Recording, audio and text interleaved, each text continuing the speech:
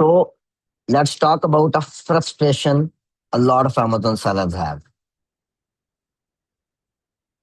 Your listings are active, your account is healthy, but your sales suddenly drop and you don't know why. That's the biggest frustration. There are no suspensions, no clear warnings. Everything looks normal on the surface, but internally, something has changed. This is what many sellers refer to as shadow suppression. Now, Amazon does not officially use this term, but the concept is very real. It refers to the situation where Amazon reduces visibility or performance of listings or accounts without issuing a direct violation or suspension. So, what actually happens behind the scenes? Let's break it down. So, first, visibility limitation. Amazon controls how often and where your listings appear. Search rankings, buy box exposures, recommendation placements.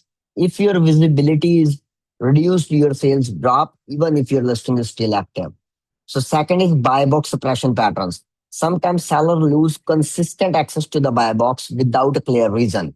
This can happen due to pricing inconsistencies, performance signals, inventory instability, customer experience matrices.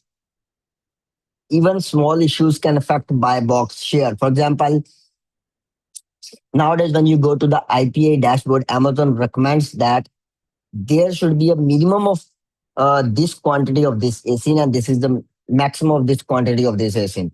So you also need to maintain that minimum threshold. If you go below that minimum threshold of the inventory and you're not restocking it, then this can also trigger this shadow suppression. So there is a limit on lower end now. I guess most people do not know about it. So third is trust score adjustment. Amazon internally evaluates how much it trusts a seller or listing. Why?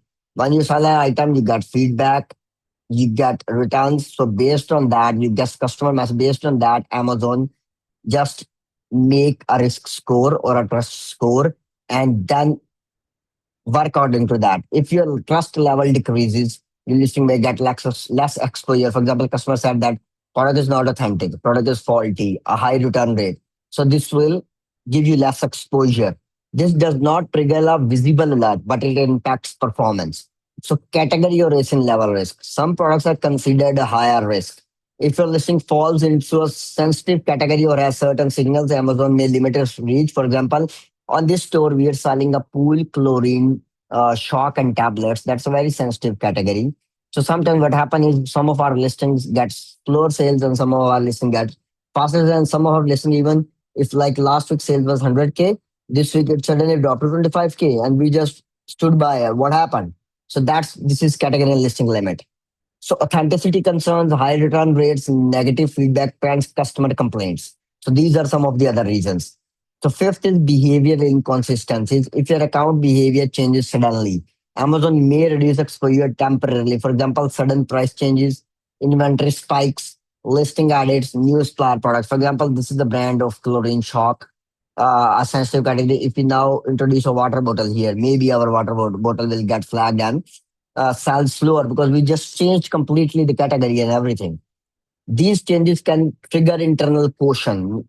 Now, here are the signs of shadow suppression: sudden drop in impressions, lower conversion rate without clear reason, buy box inconsistency, stable PPC but declining organic sales. No clear policy warnings. This combination is what many experienced sellers notice. Now, here is the important part: shadow suppression is usually not permanent. It's a signal from Amazon. It means that something is off, but not severe enough for suspension. So just fix it out. So what you should do, focus on stabilizing your account, normalize the pricing, improve customer experience, reduce returns, avoid certain changes, review listing quality. Think of it as rebuilding trust because in most cases, visibility returns when risk signals decrease.